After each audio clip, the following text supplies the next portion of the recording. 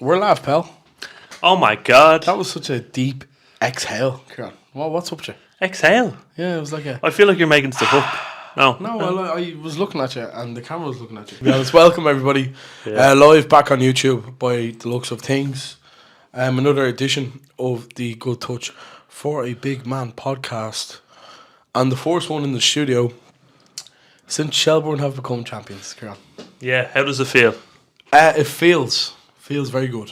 Yeah. I was still settling in a bit, I think. I see you're still wearing the jersey. Absolutely. You've been sleeping in that for 14 days straight. And nothing else. Nothing else. Nothing else. Just that. Yeah.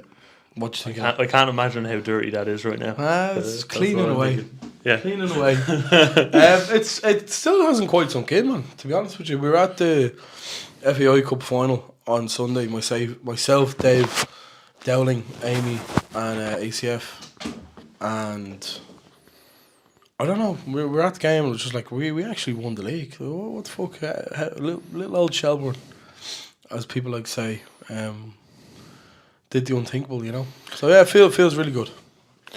Yeah, to be honest with you, it sunk in for me a long time ago. So I'm not gonna agree with you. You thought we wouldn't do it though. I thought you wouldn't do it, but I kind of had a feeling in the back of my head that you would. Of course. Yeah, you have to protect yourself with that one. You do. But kind of, I feel like it was just on vibes you done it. You know, it was like Duffer's going to win the last 3 games after losing. God knows how many. You know what, man? A real sign of character, for what it's worth. The gauntlet was laid down. It was essentially win these 3 and you win. Mourinho definitely gave the tactics. Well, come here. A win's a win. But yeah, it was incredible, really, when you look back on it, you know. Unreal. But yeah, you were at the FAI Cup Final yesterday, Adam. Between Drogheda and Derry City. Bit of a poor game. I registered from here, sitting here. I thought it was alright. I enjoyed it. To be honest, yeah. Well, I really wanted Derry to lose, so I was happy. I watched the first 20, 30 or so minutes, and I felt as though it was the classic case of park 11 men behind the ball and let Derry play the football. And to be fair, they've done it effectively, so I'm not going to criticise them. But I felt the game was played at a very low tempo, and that's not a slight in the League of Ireland. I just think it wasn't the best game to watch. I think the Derry Shels game from the other week was much better. Yeah, I don't know what it was. I don't know if I just didn't care about what happened to Drogheda. I think there is a sense of that. Like, great story and all, but like, do I really care? You know what I mean? Like, it's one of them. Yeah, to be honest with you, I thought they, had a very effective game plan. Yeah, and it worked a treat. I think this Derry team are. I'd be so. I've never known a team like them in professional football. Like, you could maybe say Spurs to an extent. Like, so I know Spurs when they were in the title race with Leicester, didn't they finish 3rd or something? So they weren't even really. Like, Derry have finished 4th in a 2-horse race. They've gone into a cup final against an underdog team in Drogheda, who are literally playing a playoff relegation this week. And you're kind of like, it's all there for Derry. It should be all there for Derry. Maybe it's just kind of a case of, you have the helium balloon and you throw a nail scissors in it. You know what I mean? It's kind of it deflates. It's one of them kind of their season died in a few weeks ago. Yeah, I think they had no energy for this. I think their season died when they lost to a pub team from Gibraltar. I'm being serious. I'm being deadly serious. Yeah. And looking back on the title race, because I remember for a long time, I think I might have even said on the podcast, I was adamant that Derry weren't going to win it. I was like, it will be... Is that Bruno's Magpies you're talking about? Yeah, Bruno's, yeah. Yeah, that was bad. I remember saying it'll be Rovers or us. I'm pretty sure. You can fact check me if you want, I don't really care. But from that moment on that they lost that game against Bruno's, it was very much a case of, this Derry side aren't up for it. I don't know why we worried as much as we did about Derry, because a team of, and I don't like using the word, but a team of bottlers. Genuinely. And they could have ended the season with a double. Yeah. I think that's a bit hard. It's a bit cruel saying that. It's true. No, but I feel like Shels, you said it yourself, and you and David were raving on about it. You have been top of the league, not Derry. I think Derry being Bottlers would be them being top of the league for numerous game weeks in a row, and them not winning. I think Bottlers is very strong. I know they're in a 2-horse race, but it wasn't the worst bottle job, I would say. Oh, Kieran, when you've spent the money they've spent a lot of money on their side, and with Rovers being as poor as they were for the majority of the season, and then Pats as well. Pats were really poor for a lot of it. The expectation was on Derry to be up there, and they were up there. Do you know, even to go into the last home game with not being able to fight for the title after being up there for so long it's a bad indictment of where they're at. You know, I think the game yesterday lacked conviction. They didn't look like they cared. Like the defending for the first goal and the goalkeeping, don't get me started on Mar, but goalkeeping's not great. Like, you're talking about really quality players. And not to say Drogheda weren't, good on the day. Drogheda were very good on the day. Everyone kind of played to the maximum. Shane Farrell particularly I thought was really, really good. Connor Kane at left back. Andy Quinn. Like, a lot of these players did really, really well on the day. Yeah. But Derry didn't look like scoring at all. And that's not good in a cup final. In a season where you've, like I said, lost to a pub team from Gibraltar and lost out in the league to a Shels team that shouldn't have even been up there. When at the start of the season you wouldn't have given Shels much of a hope. Yeah. So it's a crazy season for them. Really, really, really. I'd say really, really bad. Adam, we had breaking news today. This Monday. Yeah, what the fuck? As we are recording, it is the 11th of November. This is the funniest thing ever, man. And this broke when I was in work, and we were all having a good chuckle at the comments. And it's a very unfortunate moment for a referee in the Premier League, David Coote, who was videoed. Bad on your man's part. But before we say anything about his comments, the man who recorded him, and you would assume, released the footage, really poor on his behalf, I would say. Yeah, I think it's a testament to the world today. But yeah, true. He was videoed bad-mouthing Jurgen Klopp and Liverpool. And I think at one point he said he hates the Scousers. Did he say that? Yeah, I think so. I think they're pretty bad-looking comments from him. And I think it's pretty bad to see the PGMOL only suspend him. I know they have to investigate the issue. But I would assume that's the end of his career after comments like that. I don't think you can actually bring any bias as a referee into games. I'm going to stop you there before we continue on. Because I agree with what you're saying, for what's worth, by the way. But you're have to saying about bias there. You have to get rid of this thought of, like, these lads are human beings at the end of the day. Like, if I was a referee, I'm a Shels fan, not that I am a referee. But you would be biased against other team sports. Like this man's I think he's a Man United fan, for what's worth. Yeah. So he's always gonna have a bias for Man United and against Liverpool, just for example. But that's natural. That is natural. And I'm not saying I agree with what he said for a second. What he said is appalling to an extent. But there's part of me that's like, what do people expect to an extent? Like if I'm a Man United fan, I'm hardly gonna like Liverpool, for example.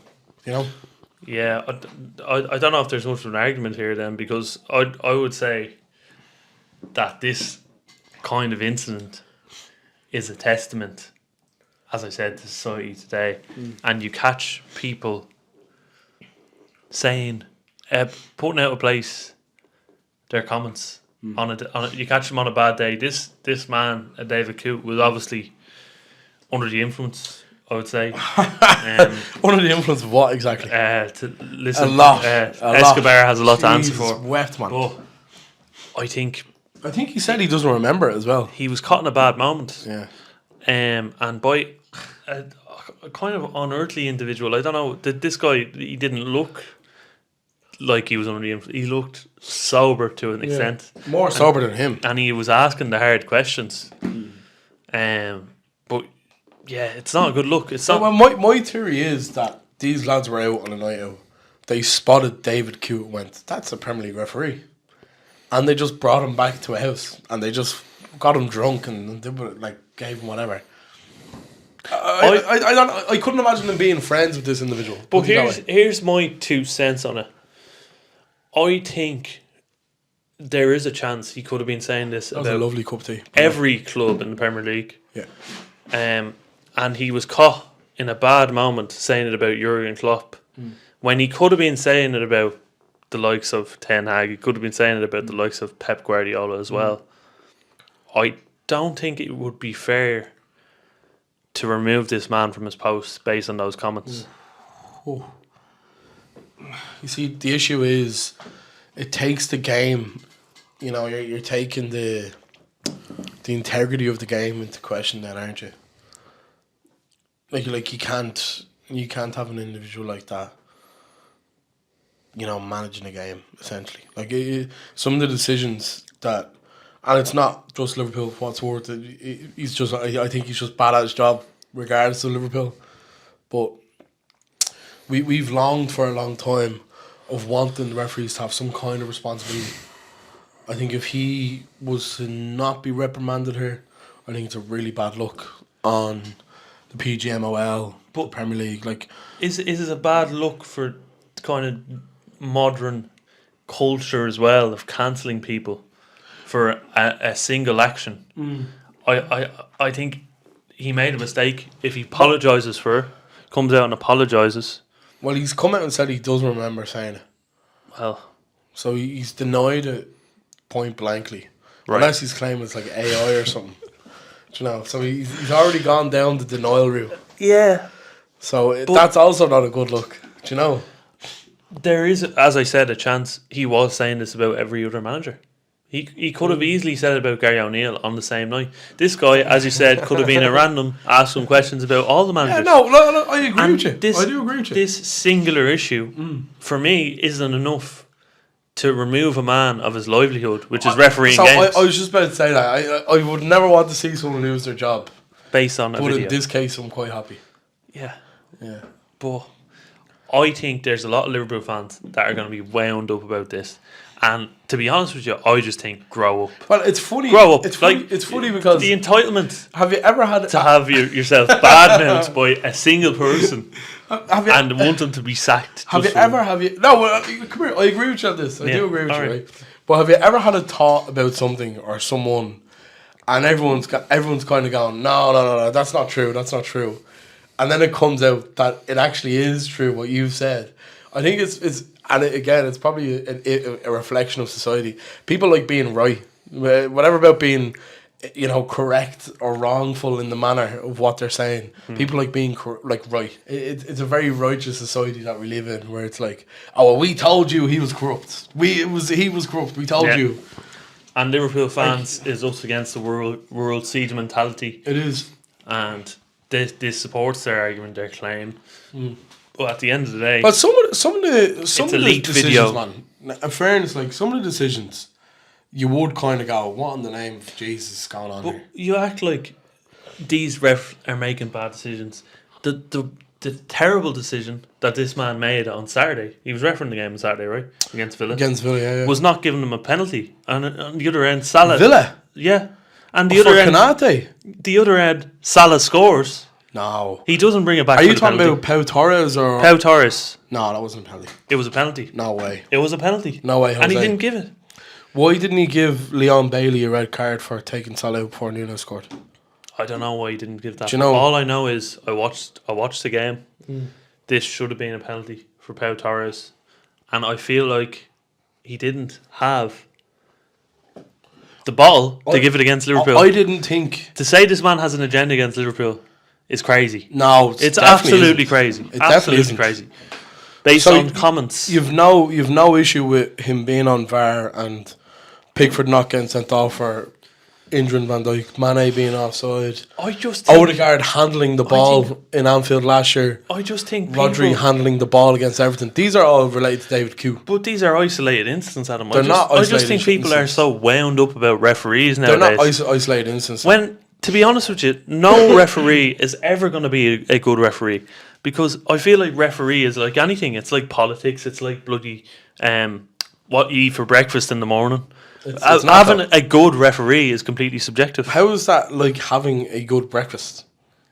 Well, what you eat for breakfast. Having a good referee is not a some subjective people thing. Some people like porridge. Some No, people I'm like sorry. eggs and bacon. Having a good referee is not a subjective thing. It is. It absolutely is It not. is dependent. It is not a subjective thing. It is. You can either be good at your job as referee or bad. No. What Yes. you're saying there, good or bad. There's literally a barometer as which they're judged on, and that's the rules of the game. Most things are subjective. To answer your question. Kieran, this is not a subjective referees- thing. He's a bad referee. Referees. He's a bad referee with an Having agenda a against good Liverpool, referee. quite clearly. You can go into a group of those Aston Villa fans on Saturday. They'll say he was a terrible referee. You Okay, can go I into get the Liverpool subjectivity fans, of what you're saying now, right? He I was a great understand that. referee. Oh, he ref I- all decisions I greatly. get the subjectivity of what you're saying, but that's based on the decisions they're making, right? The decisions they're making usually are abiding by rules, which is the barometer of how a referee is good, if they follow the damn rules. The subjectivity is quite irrelevant. How is it irrelevant? Because you're telling me, right? So Saturday's a good example. I didn't want the penalty that you were saying was penalty on It was a Torres penalty. to be a penalty. It was a because penalty. I support Liverpool. Yeah, Aston Villa are going to want that to be a penalty because they support Aston Villa. yeah. That's literally the subjectivity. And then the objective view is the fan who has now stake in the game, the saying it was a penalty. The subjectivity of it doesn't mean like he was right or wrong. Like if he was good or bad, he's good at his job if he follows the rules. That's But what is good following the referee. rules, Adam? What do you mean? What is following? What the is rules? following the rules? How can you judge a subjective penalty decision and say, oh, that's what the rules are? Well, there's a reason why there's a video assistant referee. That's Though. following the rules and But there is a video assistant referee. A video assistant. That's another opinion, another subjective. So opinion. why, if that was if that's as much of a penalty as you think it is, why didn't the VAR give it? They obviously both agreed with each other. So they're both in the wrong, is what you're saying. Yeah. So Coote is a bad referee, is what But you're also, it was said at the start of the season that VAR wouldn't have as much of an influence on the game, so that could have something to do with it as well. But saying. I just think Coote is a bad think referee people with an are agenda. just wound up so much by referees nowadays. Just get over it. So The rest part of the game. Now, hold on, you don't think this is a bad thing that's happened? You think it's a reflection of society?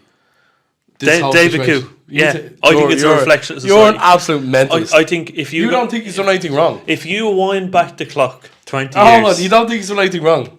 there'd be millions of Do you think he's videos done on anything wrong? VHS of Dermot Gallagher. Do you slating think he's teams. done anything wrong? No, he's not done anything. Ah, you're a mentalist. You're absolutely mental. The man went out. He's a on bad night, referee. The man went out on a night out. He was having a good time, and some lunatic came up to him and started asking him questions fucking hell. about various managers and You teams. are crazy, and he was man. caught saying something bad about Jurgen Klopp. Who's to say he wasn't speaking ill of other managers? Okay, but the proof is that he was speaking ill of a certain man. And But what relevance has? Oh, maybe he was speaking of is someone Klopp else. going to cry about it tonight? Probably, yeah. All right. I don't get the point of what you're trying to make. The point is, get over it. Why? Why not? So you think Coote should go back to refereeing Liverpool games? Yeah, Crazy. That's wild, man. yeah. Yeah. He should be doing his job. Mad. And people should stop crying about referees. It's about time people stop crying about referees. Had enough of it. Oh, God. Next time there's a refereeing decision against Chelsea, by the way. Man, all he did was I give won't out be about crying. Anthony Taylor. That's all he ever did was give out about I won't Anthony be Taylor. crying. I won't be crying. You're an absolute tin roofer. Liverpool are top, thanks to 2 goals from Darwin Núñez. Two Mohamed favourable Salah. decisions from David Coote. He should have sent off Bailey. Did you watch the game? What did you think? I did not watch the game, actually. I did watch the game Oh, yeah. Okay, on Match of the Day. No, listen, I think Liverpool definitely looked the strongest of the title contenders. When it comes to being balanced, as in having that correct balance between defence and attack. We've seen it the weekend. Arsenal don't have it. They don't have much going forward, much depth on the bench. I think Liverpool, when it comes to depth on the bench, going forward and defending and just looking overall balanced, they just look the best team of all. And it's looking good for them despite all the unfavourable refereeing decisions that they're getting. It looks fantastic for them at the moment. Top of the league by 5 points. And I think even more so, you look at where Arsenal are, was a 7 or 8 behind. Very favourable at the minute for Liverpool. I loved it at the start of the season when we were doing well and everything would be, you see what they're like when they come up against a good side. And Leverkusen during the week rock up to Anfield and were brushed aside very easily. You had Chelsea at Anfield, you had Arsenal away. Besides, Liverpool really, kept up and done really well. And it's an interesting situation for Slot because I don't know. I don't know where this is going. Like, I was talking to one of the lads about it. Like, Man City could go on a run now from now till the end of the season and win the league, and no one would be surprised. So this standard that Liverpool I don't think it'll happen for what it's worth, but this standard that Liverpool are keeping up at the minute almost has to get through to Christmas, having nearly not lost many games, because I do feel like Man City especially will come crashing down and hurt inside at some point. Yeah, I do think there's an element as well of Liverpool are very good going forward, and they have two very good centre backs and a goalkeeper. Two very good goalkeepers to choose from. I would say Kelleher is in that bracket now. It's gonna be harsh on Kelleher when Alisson comes back. Yeah, he needs to move, but I just think that Klopp is so new. Slot, rather. Klopp's on the mind, huh? He's. I didn't know I was with David Coote. I didn't know I was doing a podcast with David Coote. Sorry. I won't be calling him any expletives anyway. But yeah, now Slot is very new to the league. I think there's an element of he hasn't been found out yet, or people haven't had a chance to feel out his style of play, and kind of put it up to him in that way. And the same can be said for Maresca and who else is a new manager? Steve Cooper. I don't think the same can be said about him, to be fair. But School of Rock. I think Liverpool have a very good team, and I wonder second half of the season, our team's going to start to find them out a bit more and challenge them a bit more. To be honest with you, I can't see it. I just think they have a lot going forward. Do you think Liverpool are going to win it? I think from what I'm seeing, the evidence I'm seeing, I can't see anyone stopping them. Honestly. Fucking hell, man. It's early days. 11 games in, Kieran. I'm calling it. 5 points ahead. They play City. I think if it beats City, you're like, whoa. City. You could be laughing there. City were rubbish this week. We might talk about that, will we? Yeah. City were absolutely rubbish. But I thought Brighton did quite well in the game. To prevent City from getting a second goal, because the second goal would have killed off Brighton, let's be real. They kind of bide their time. Matt O'Reilly comes on. Great story from Matt O'Reilly as well. Puts the goal away. Like, they really... It's great. It's actually a really nice story from Brighton when you think about it. But Man City just aren't at 100%. And I think the form is kind of, a dividend of the lack of, Rodri specifically. I think competition for Haaland up front is really lacking at the minute because he looks bollocksed. He looks really tired. There is no one. And this is the point. Yeah. Where's Oscar Bob when you need him? I feel like they've overprotected and compensated on signings. Obviously, they're worried about those charges. So on Pep. Yeah, just to touch on Pep. I think he always comes up with the answers at some point. Yeah. So this international break, I feel like he's going to sit down with staff or whatever, and they're going to find the answers. So I don't think it's going to be as straightforward as Pep's lost his marbles, he's lost 4 on the bounce, that's it. I think they're going to come again. Well, I do as well. I do as well. Yeah. You firmly believe Liverpool will win it, though? I think Liverpool have enough now. A 5-point gap is a lot. And I don't see Liverpool losing 2 games in a row. Well, it's one of them. The thing is, like, just suppose, City get out of the Spurs game unscathed and Liverpool beat Southampton. Going into the Liverpool game, City would be 5 off. Yeah. If Liverpool were to beat Man City, they'd be 8 points ahead, which is a big... That whatever 5, I think 5 is salvageable. I think 8 points is a big gap, to turn around, and I do think Man City could do. I still think they could turn around, to be fair. Yeah. But it's a big one. Another one of Liverpool's rivals at the minute would be Arsenal. Are they rivals? I would probably be my question. Sorry. That game yesterday, and I didn't see it live because I was in the Aviva, but that game yesterday, Arsenal and Chelsea, is as poor a game of football as you'll likely see. I just thought it was very scrappy. It wasn't nice to watch for the neutral. Now, for me, I obviously had a stake in it, so I didn't notice how bad it was. But you're looking at 400 passes in the game for each side. It's not very good. I just think there was a lot of midfield chess going on, and it was a very competitive game. It wasn't a good watch. Balls flying all over the place, like a game of pinball.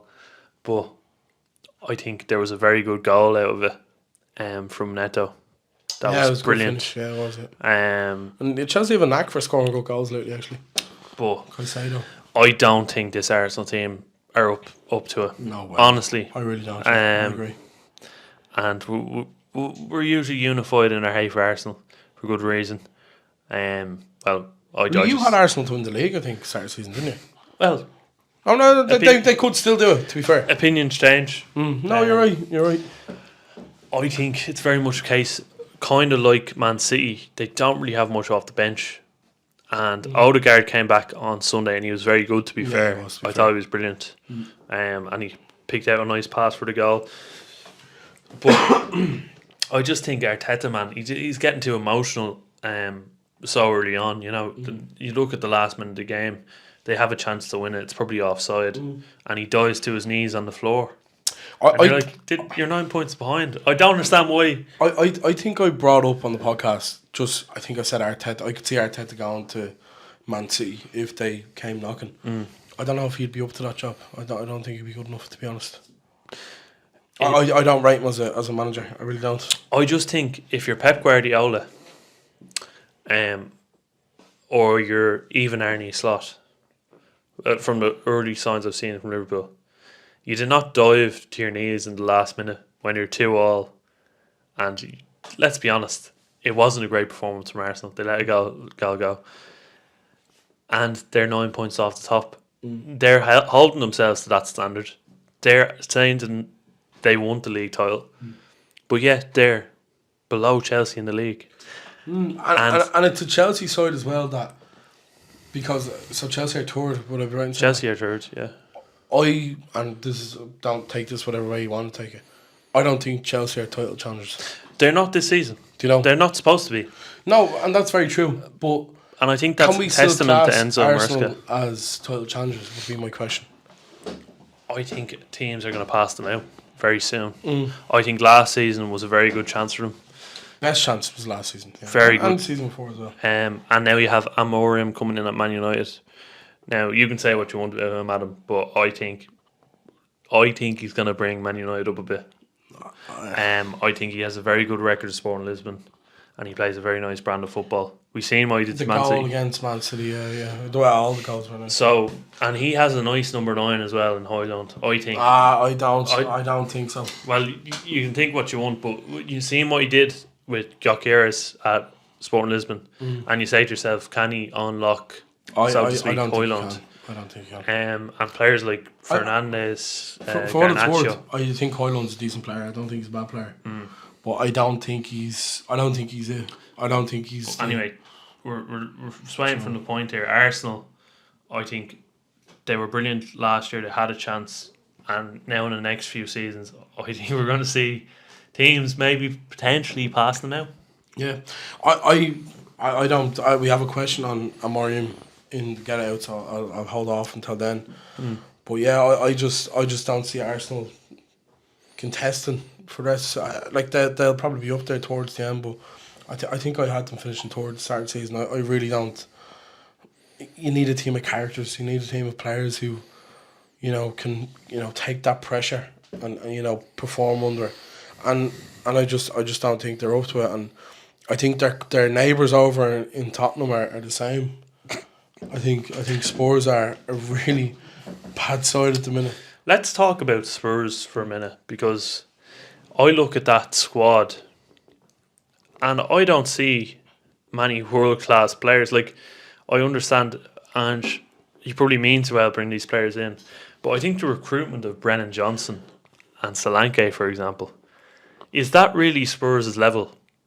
Now, that's not even a joke. I just think going from Harry Kane to Solanke, he's had one good season at Bournemouth. 17 goals or something.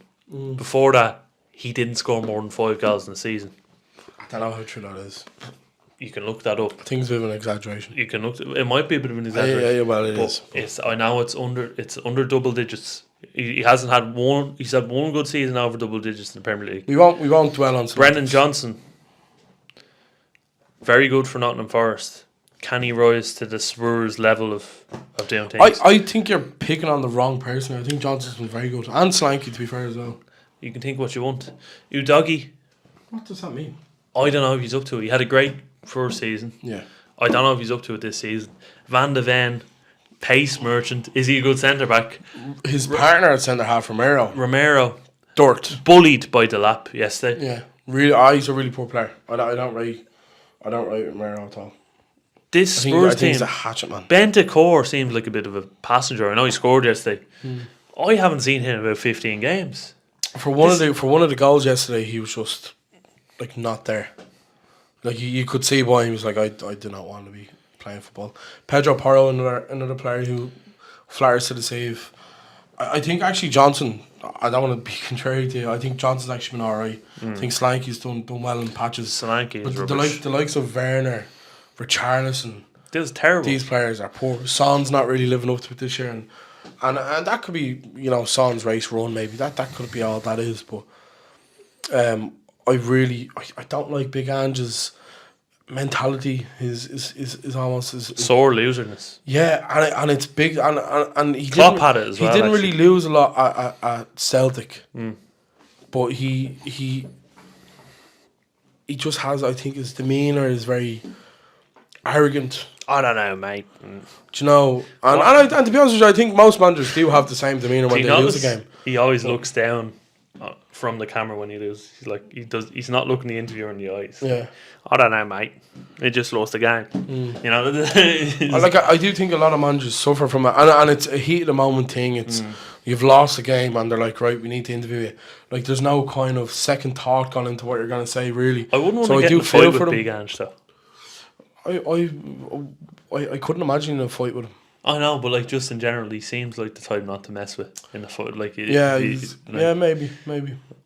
Really poor though, really poor and terrible. And like Arsenal, like you were talking about, even United on an upward trajectory. Amorim, we've had none to suggest that other than him beating Man City, but he's good. I think Ange he spent a lot of money. It's a good manager. He spent a lot of money. Arteta spent a lot of money for diminishing return. It's not good enough, I don't think. 2 Irishmen on the score sheet, by the way, for Ipswich in their first win in the Premier League against Spurs in their home stadium. And Wolves were the only other team, and they won on Saturday. And the amount of Spurs fans tweeting on Saturday night saying Ipswich are the only team without a win in the Premier League. Please don't do it tomorrow, Spurs. And then they did it. It was poetic in a way. I don't think Liam Delap is officially Irish. His father played for the Republic of Ireland, but Rory Delap his father? I think it is. That's his dad. Crazy. But he looks a handful. I think that was the most Spursy loss ever. Yeah. The definition of Spursy. But yeah. They lost during the week as well in the Europa. Lack of consistency, I call it. They've no characters, man. They've no mentality. Brendan Rodgers got slated for years at Liverpool for saying great character. We'd lose a game. I think Liverpool's a different club to Spurs, though. Spurs have never won anything. But just generally speaking, like he said it about players of Swansea and Celtic.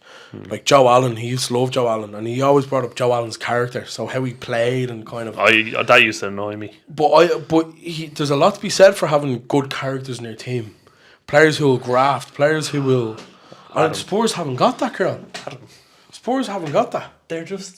I think they're just bound to mediocrity for the rest. Like, I can't see them ever being like a team to be feared. It's one of them. Like, unless there needs to be a serious restructure with Spurs. But they're undergoing that now, Kieran. No, they don't need what they need now. They don't need that. They need someone. What do they need? They need someone to come in and raise the standards. I think Ange is doing that, or trying to do it. Ange is a manager you bring in after you raise the standards. Look at Mourinho's Chelsea. You don't think he's the one to raise them? No. So you think, are you going to compare Ange to Mourinho when he No, came I'm not into- comparing Ange to Mourinho. I'm comparing Mourinho to someone who raises a standard of the club to the level where you need to win where you're going to win titles. He sets the standards. Look at the managers that have come in after Mourinho. They At Spurs or Chelsea? At Chelsea, they're wanted to live up to that standard. You look at Sir Alex Ferguson with Man United. He sets the standard ever since sacking managers, year in, year out. There needs to be someone to come in to set the standard. Jurgen Klopp at Liverpool. Standard raising. I think They just, that's what they need. in this circumstance, just because of how much football's changed from Mourinho's first stint and Fergie at United to now. Arteta I was listening wasn't the guy I was listening, either. No, but the point I'm going to make is I was listening to Moyes on the overlap with Gary Neville and them last week, and he made a really great point that there's so much staff involved in management now. It's not just your manager who, scouts players, brokers deals, etc. You have people in the club that do that for them. And I think it's a different game. I think what you're saying, I do agree with what you're saying to an extent, but I think it's harder now because of the amount of bodies around you.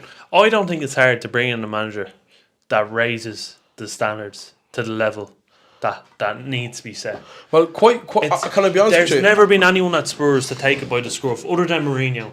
Mourinho, by the way, got them to their first cup final in God knows how long and was sacked during Super League. And then they sack him. He raised the standards. He was going to raise the standards at Spurs, and they sack him. That's their own problem. But I think Antonio Conte was trying to raise the standards. Yeah, but and he was the sacked. situation at Man United, Kieran, kind of proves that point that it's not as easy to set a standard than what it was. Because if it was, Man United never had a manager to raise their style of play. Since Fergie, you look at Moyes. Moyes is one of them that parks up, plays counter-attacking football. Mourinho, same thing. Ten Hag, they've tried it, hasn't worked. Van Gaal. Van Gaal was shafted. did he have a style of play? I think the point you're making here. Ole Gunnar Solskjaer, nothing to show for style of play. No, but you're missing a point here. What am I missing? You're talking about a personality to come in to a club and raise. Yes. Mourinho, Van Gaal are those personalities for United. Yes, for but they already had Sir Alex Ferguson. He set the standard. What's the point though, Kieran? He set the standard. Fergie's not involved anymore. Fergie wasn't involved. The standard was there. Someone came in and they ruined it. They didn't bring the right person in. Spurs have never had someone to raise the standard. They have always been down here. You just said they had Mourinho. Mourinho was doing it. Yeah. Conte called out the bullshit. Called out the players that were This is the point I'm making, He was sacked. Because there's other people around them who have more power. The manager of a football club doesn't have as much power now as what you think. Fergie and Mourinho, for example, had those clubs by the bollocks. They were in charge. The last buck came to them. Even Klopp at Liverpool to an extent, he had a final say in a lot of things. But there's also directors in the club. There's the club executives now, like Ineos, for example, man. They're the ones leading the charge. At United, At Spurs, though. Daniel Levy. We're talking about Spurs. Daniel Levy. Levy's been the head of this for a long time. Kieran. You'd be very ignorant to ignore that. I understand your point. But at the same time, you're Daniel Levy. You don't want Spurs losing games. Surely, you don't want Spurs losing to Ipswich. Levy's happy with a few quid, man. That's what Levy's happy with. Maybe he is. But I get the feeling that he doesn't want to be losing to Ipswich at home. That's all I'm saying. Who wants to be losing? No one wants. That's a very redundant thing to say, though, because no one wants to be losing to Ipswich at home. Hold on, it's redundant to get the idea that Levy wants a few quid. He does and want for a few that reason, quid. Bring in Big Ange. You're talking about setting standards. Yeah. He's the man who runs the show. He's the man who pays the big bills. So you're saying bringing in Big Ange is redundant. Spurs are never going to get better. Is that what you're saying? I think that's the point you're trying to make. Yeah, but do you agree with that? No, not really. I don't think he will, because I think Spurs are so poor And I think he's very much an overrated manager. I don't think he has the management that you've brought up names like Mourinho and Ferguson. He's definitely nothing like them. Klopp, get over. He's nowhere near them. But you're talking about raising standards, and then you're bringing these managers into it. It's a different time for them than it is now. I don't buy into that. It absolutely is, though, Kieran. It 100% is. There's a standards raiser, and then there's the manager you bring after the standards raiser to develop the style of play. That's my opinion on things. Arteta came in for Arsenal. So who was the standard raiser at Chelsea? The standard raiser at Chelsea Was Mourinho, who got sacked by Chelsea. Fair enough. He wasn't getting the results. You bring in the manager with a good style of play to develop the style of play. Now, Chelsea have been in and out with managers, I understand that. But Tuchel, another one, rose the standards, and now Another manager got sacked. Maresca is that man, I think. I love you with all my heart, right? And I can vaguely see what you're talking about. I think this is bullshit. This might... Well... I'm saying this in a nice... I actually don't know what you're talking about. I can't believe... Well, I don't understand how you don't know what I'm talking about. I don't think you understand what you're talking about. No, you're talking about Spurs... Bottom feeders, right? They haven't. No, you're talking about Spurs being bottom feeders. We're talking about Spurs being bottom feeders. This is an argument with yourself again.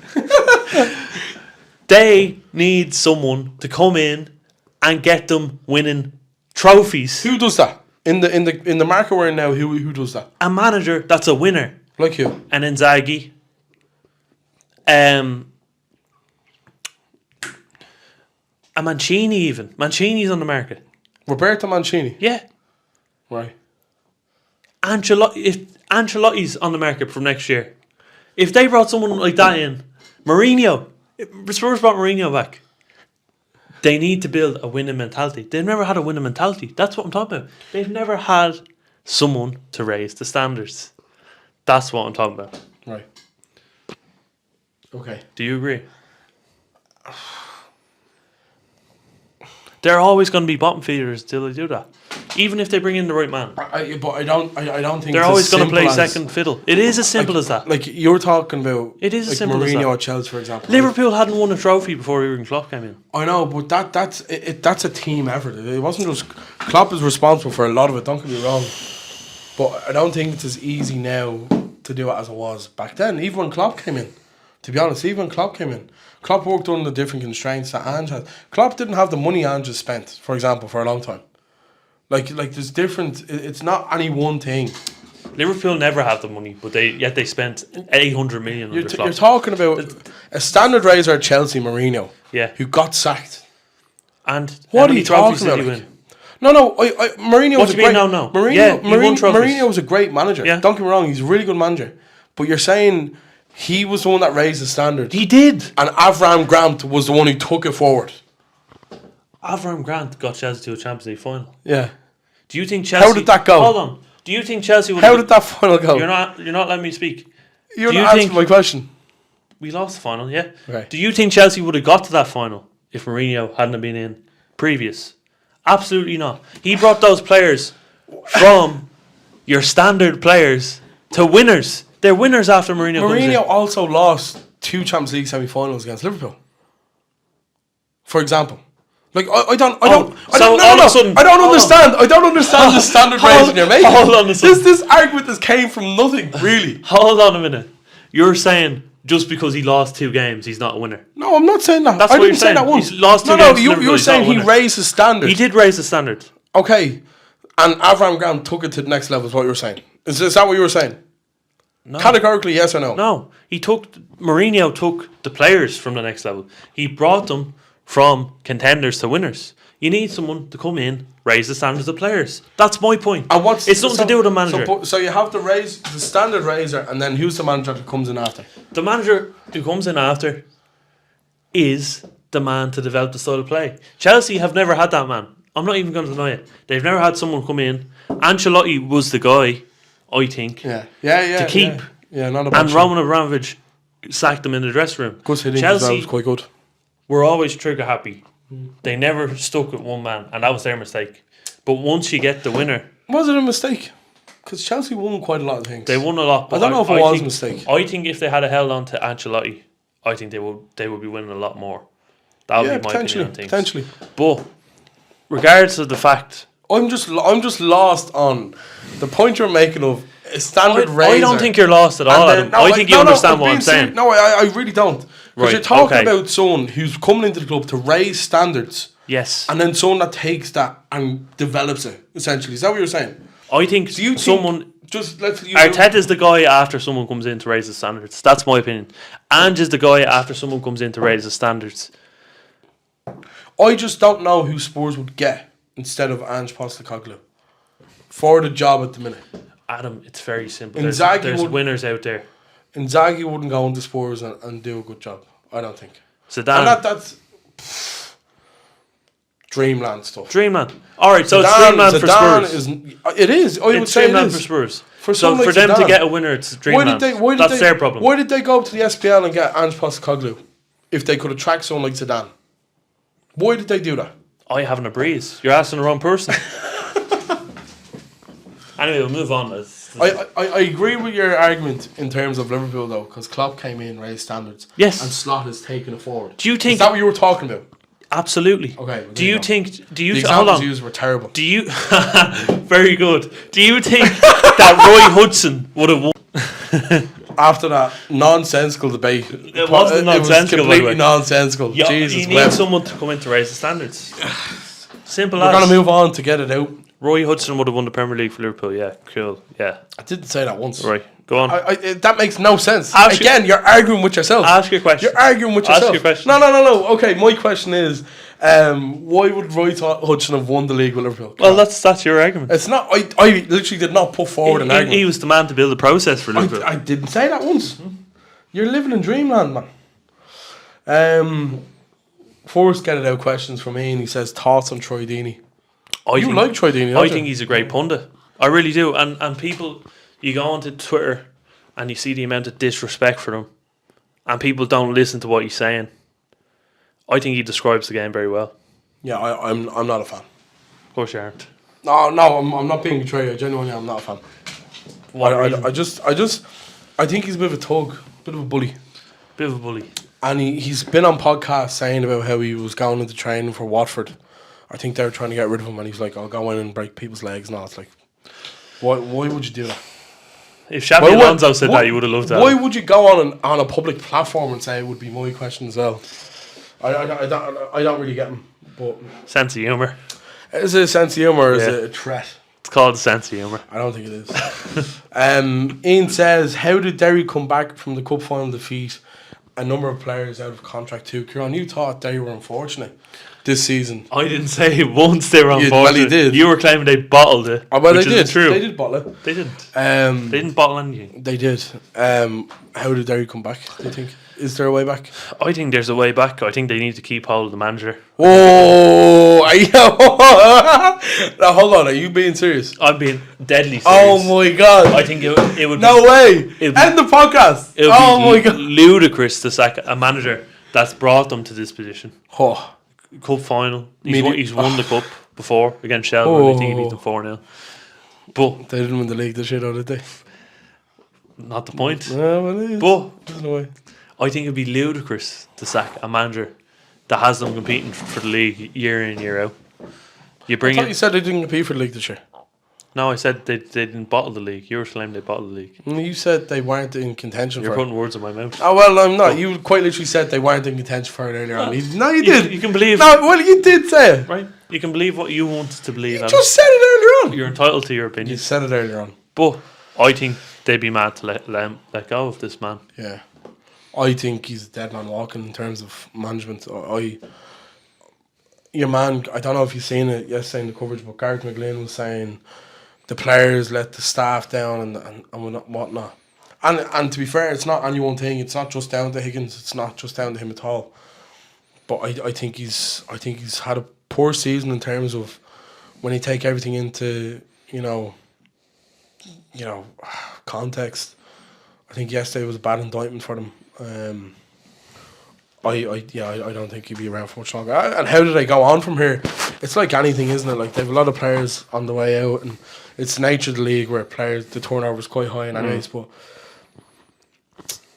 I would imagine it's very difficult to be a Derry fan at the minute. Just as we sit here right now, to think about the season gone by, it hasn't been great for them.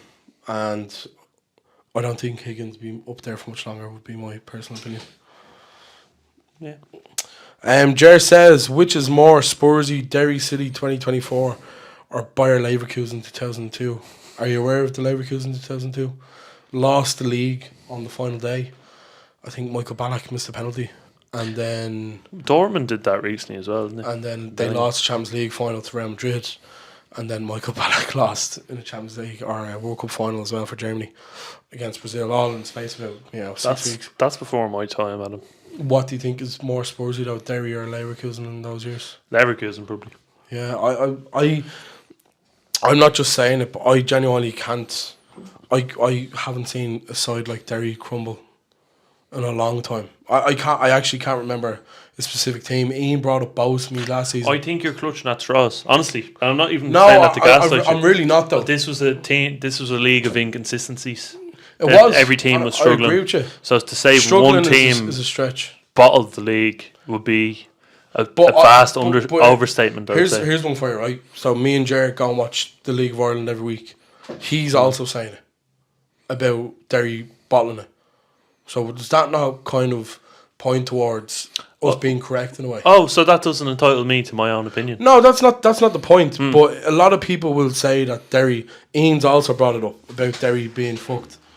Like, does that not allude to the fact that he has done a bad? Like, it has been a poor season for them. To say it's been a good season is definitely untrue. I never said it was a good season. I'm saying that these comparisons to Leverkusen 2002 is unfair. You saying they bottled it, I think it's fairly unfair. No, I think you're completely wrong. I genuinely think you're very wrong in that situation. Why? Because they've really fucked the season up big time. From losing to the team in Gibraltar to yesterday to the league. Like I'm not saying this in a biased way or anything. I can't remember a capitulation quite like it. If you keep it to the league, for example, how did they bottle the league? Kieran, they spent a lot of money on their side. Money aside, how did they bottle the league? But you're saying money aside, Kieran, they had the league there. They could have, if they had beaten Bowles and Sligo, they would have leapfrogged us. And those 3 games left that we had to win the league would have been irrelevant. Because Derry would have been ahead of us. But did Shelburne not also lose for 5 games before they won the last 3? Shelburne won the league, Kieran. Well, there you go. They won the league. But what's your point, though? Well, I just think the word bottled is thrown around too often. Come here, and I would agree with you as well. It probably is. But I think Derry have fucked the season up massively. I don't think you can look at it any other way. I'm sorry.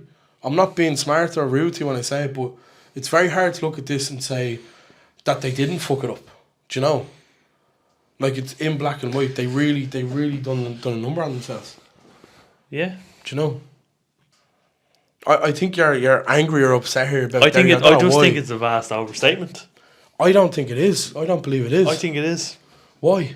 We'll agree to disagree. No, but like I'd be interested to know why. I've said my reasons why. They were never 8 or 9 points ahead in the league. They haven't bottled the league anyway. If you're looking at it from a domestic standpoint, the league is the most important thing. They haven't bottled it. That's my opinion. I think bottling it would be Shels being on top for the whole season and fumbling the league. I think that would be classed as bottling it. But we didn't, did we? This is it. You didn't bottle anything. But I just think dragging Derry into the conversation of bottle is a bit harsh. That's all I'm saying. I don't think that's a crazy thing to say either.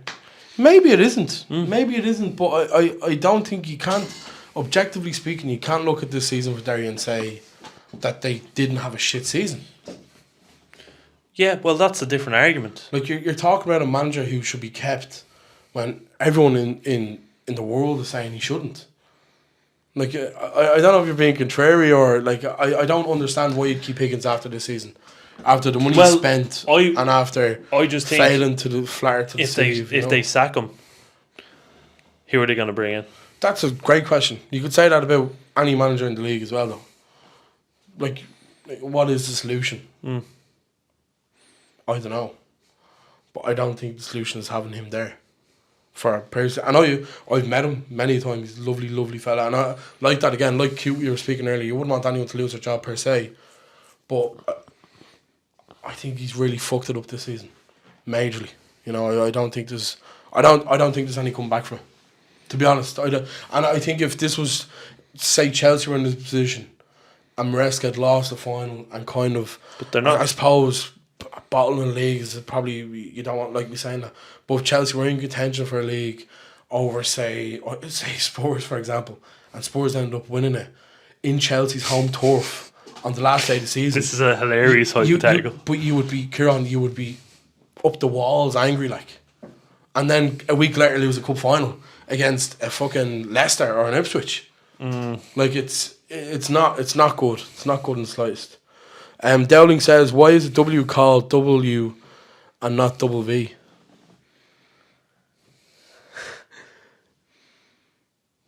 W called W. And not double V. Because a W is essentially two V's together. That's a good point. Where did you read this, Stephen? He says, who was the biggest yapper at the cup final? I would say Amy Rooney. What do you think? You're probably going to say me, are you? I'd say it was you. If I was to put money on it. Yeah, you've been rattled, I can tell. David Dunwoody says, do you wear pyjamas at night? If so, I'm going to let you read the rest of that, Kieran. If so, would you pack and wear them after in a hotel? Well, pyjamas, yes or no? I know Woody's mad on bad chem, so I'd say he does. He does wear pajamas after doing whatever. I'll tell you the story after. Alton says, what random footballer do you hate, but nobody would expect it? Do you have hate in your heart, Kieran? I don't really. You've hate in your eyes at the minute. I don't have hate in my eyes at him. I just think disagreement's part of life. But anyways, a footballer that I hate. I really despise Trent Alexander-Arnold. There's no reason to, but yeah, I think don't like. Yeah, fair. Yeah. What about you? I don't really hate many footballers. I find questions like this difficult. I don't really. These men playing football don't really care about us, so I don't know why we should care about them. Yeah, would be my answer. Yeah, fair point. But you have to answer the question. If I have to answer one, David Luiz, just because he's a mediocre footballer and he's on your wall for some reason. Alton says, would you rather always be in the right place at the wrong time or the wrong place at the right time? Well, what exactly would the wrong place be at the right time? The wrong place at the right time. Maybe it's like somewhere. That's terrible. like an oxymoron. It's somewhere terrible, isn't it? Wrong place at the right time. So like you meet the right person in the wrong place. So you're in the right place at the wrong time. If you're on like Skid Row, but and you meet the love of your life, yeah, something like that. Is that a good thing though? The right place in the wrong. That time. sounds like a double negative. I'd rather be at the wrong place at the right time. What exactly is you're in Guantanamo Bay? And give me a situation where that's you meet the love of your life. No, that sounds terrible to me. I'll go right place, wrong time. I don't get the question, man. It's terrible to meet the love of your life. All right, Adam. When Guantanamo Bay. Alton says, when is it too late to cancel plans with a person with no reasonable excuse? Jesus Christ, man. What, is he going through something? I hope you're okay. When is it too late to cancel plans with a person with no reasonable excuse? Fucking hell, I don't know. Well, if we're answering this objectively, without any emotion attached, I'd say... Can you do that on this week, or will you be alright to do it? Or? Oh, shut up. I have no emotion attached to Derry, and I made a good point. I made a good point. Just because I'm not biased. Derry and Spurs. Just because I'm not biased. 3 days, I'd say 3 days is respectable. Yeah, I don't know. I think cancelling plans is like kind of poor form regardless. You know? I don't know. Yeah, no, it is. Well, you need an explanation. You can't just really... Jesus Christ, man. This is a hell of a question. You can cut this out if you want. If you were sent to prison for the night, what crime would people assume you committed? This is quite a funny question. Arson.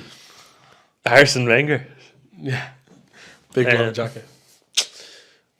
I would say, like, grievous bodily harm. Is that word? Good luck, I'm not answering this. Adam Fai says, would you rather Matt Doherty playing fullback or get kicked in the balls? Matt Doherty playing fullback, I think, honestly. Yeah, Like, I'd take a kick in the balls. in these Nation League games, who cares? Yeah. World Cup qualifiers a different He was story. very confident in being called back into the squad, and then Heimer just went, oh, no. And then he got called back in because players. What do you think of Heimer, actually, while we're on that I don't subject? think a lot of them. I have no time for the national team. Did you not feel like the Greece performance was a bit better? I thought it For was. about 45 minutes, maybe, yeah. I don't think it's enough. International football, like, you're right, and I'm going to give you credit here, right? The point you're making earlier about raising standards from a managerial point of view is a good one for international football because it's not as consistent. You need a manager with a big-ish personality, I would say, tactically astute, to come into an international setup.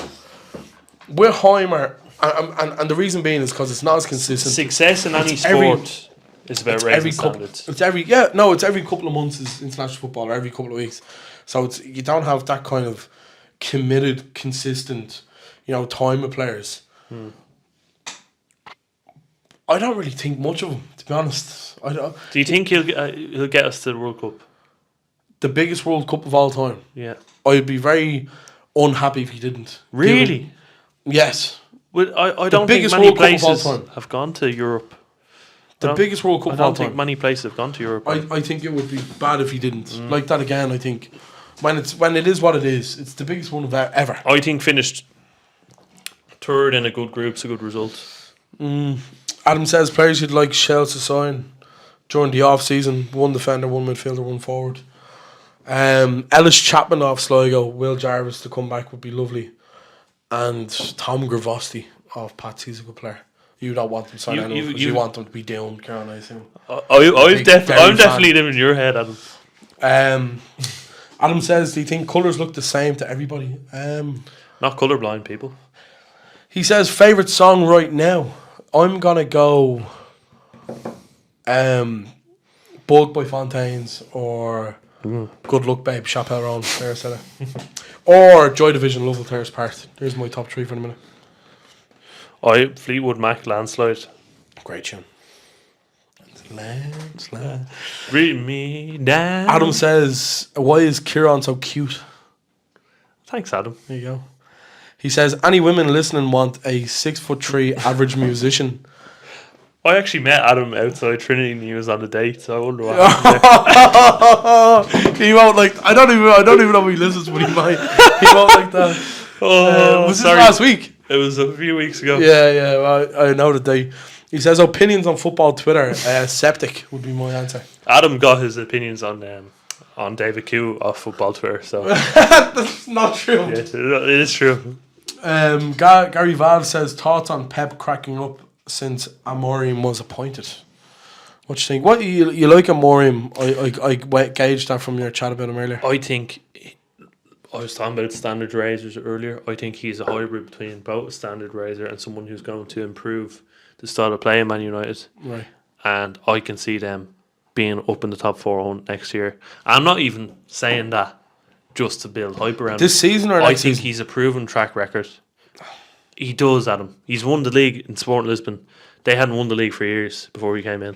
He's won the last. He hasn't lost a game in Portugal. When Slot did that for Feyenoord, you had an issue. You said he hadn't got a proven track record.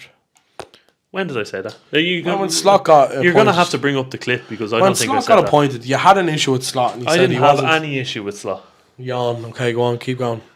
But I think Amorim is the guy to come in, raise the standards, bring Man United to where he has to go to dressing room now. He has to get rid of some of those. And he probably will. Yeah, well. I think he's the guy, Adam. I really do, and this is why I fear for people like Arteta. When people come in and start doing things better than you, that's when you're in trouble. I personally think a manager who's been passed up by Liverpool and West Ham is not a great appointment. But I don't think there's managers out there. I think there's a managerial crisis at the minute. Who do you get? Genuine question. And you know what I mean? Jose Mourinho. And I think he's done well at Sporting Lisbon. No, qualms about it. He looks to be a good manager, but I don't know if he's what. I hope for a United fan, he has that personality to get rid of the likes of Rashford and Shaw and the people who've gotten managers sacked in the past. Gary says thoughts on Doherty being recalled to the Irish squad again. Good. Yeah. Don't really care though. Yeah, I don't really care. He wants a review of the fan tracks results this weekend, Kieran. Did you win? I won, yeah. I beat I Woody. also won. Yeah. Yeah, happy days. Most fan tracks points in the league this week and the worst team in the league, according to Adam. Yeah, come here, look at a clock. Even a broken clock is right every once in a while, isn't it? Gary sends pictures in of Cole Palmer, a picture of himself, and a picture of Dinny Corcoran getting married for some reason. Any thoughts on them? I think he's just spitballing off what his the fuck, man? ADHD. He says, David Coote, thank you for your service. Yeah, of course you'd like him, Gary. And lastly, well, we'll go with Dan Lavin before we get to Gary's last question. Dan says, would you and Cran ever do a live watch-along? I think it's something we've actually chatted about in the past, to be fair. For people who don't know how to do these things, it's incredibly difficult to sort these things out. It's not as simple as what I think when I have the YouTubers minerals, make it. when we have the minerals, we will for sure. Yeah. If I ever get to the point where I have a beast of a PC or laptop and I can do these things, I will do it. I think tonight was the closest we've been to fighting in a long time. I think that's a good thing, though, Adam, for the podcast. I think we would fight a lot if we done a live stream. Good. Yeah, I don't know. Last question from Gary Vav, who says, inspired by Ian Fallon off to the North Pole soon, an 11 of small players. I appreciate it. It's very funny. He's a very small man. It's also very harsh, Gary, but that's Gary's question nonetheless. We're going to do this together, Kieran. Any comments on what you said to Ian? No, it's none of my business, unfortunately. Right. What have you got a comment? No, I just think it's fairly insensitive. It is. Well, it is. It's not very nice. I'm not going to comment any further on it. Factual, maybe, but I don't know. Yeah. We're going to go with in goal, Kieran. Best goalkeeper of all time. Well, up there, anyways. Casillas. I think he's small for a goalkeeper. 6'4". Yeah, and Brian Maroff, very quite short as well for a goalkeeper. Right back, Philip Lamb. Why have you gone with him, Kieran? He's short and he's good. He was very good. Oh God! Centre halves, Lisandro Martinez of Man United. There's no. He's a very small man. I'm trying to think of a defender that currently plays for Chelsea. It's not a defender that plays for Chelsea. It's quite short. What about a turner? Or short for a defender? Not really. No. Disasi, yeah, maybe. Oh, we could go with Joe Gomez, quite well. Short in terms of a defender, maybe would be what I'd say. Not actually short. Martinez, and we'll go with Otamendi. Yeah. Or we could have gone Romero. Yeah. Left back, Kieran. Roberto Carlos. 5'5", best left back ever to live. Yeah, fair. Kante in the mid. Mm-hmm. Short. Yeah, short. N'Golo Kante's Premier League run from Leicester to Chelsea, arguably the best, I would say. Yeah, and then he got injured. Sadly, his fabulous player. Running power killed him. But fabulous player. Partner in him, Naby Keita maybe. He was quite short. Yeah, very short. Very short. Ali Coote. Ali Coote in front of them, and then a front three. A really great front three, like for 2/3 of it. Lionel Messi, Diego Maradona. Go on. Sean Roy Phillips. Do you reckon they'd be a good front three together? Probably, yeah. Do you reckon Sean Roy Phillips would stink up the? No, Sean Roy Phillips is good, man. He was a good footballer. I think he was alright. Yeah. In his day, but your team in total, Kieran, I suppose you have Casillas, Lam, Martinez, Otamendi, Roberto Carlos, N'Golo Kante, Naby Keita, Ali Coote, Lionel Messi, Diego Maradona, and Sean Roy Phillips. Ooh. That's for Ian Fallon. That's for Ian Fallon's manager. Gary Valves, the kit man. Oh God! Adam Leonard. Do you know what? I wouldn't mind. Adam Leonard, assistant manager. He's a very small man. Oh my! Gary's literally that much taller. I'm taller than Gary. Like what the fuck? That was a fiery episode, I would say. Kieran's obviously struggling with Liverpool being top of the league. Fuck off. And Shels Win The League, as you can tell. Just because I said that Derry didn't bottle Just as I said that. Thank you for speaking the objective truth. Thank you. Objective truth. Objective wrong. Thank you for joining us this week on YouTube. Apologies for the absence. Oh, I thought that was the house alarm going off. that's our cue to go. That is our cue to go. Apologies for the lack of content on the YouTube sphere recently, but we are back here on. Thankfully for everyone. Yeah. For those of you who like to see our faces, I don't know why. You can catch us on Spotify, Apple Podcasts, wherever you get your podcast. Kieran, anything What are we calling left to this say? week's episode? We're not calling it the David Coote, anyways. No way. The Sean Wright films. We'll think of something. Yeah. Thank you for joining us. Go on, lads. And we'll leave it there. Have a nice birthday, whoever it is. We'll leave it there. So.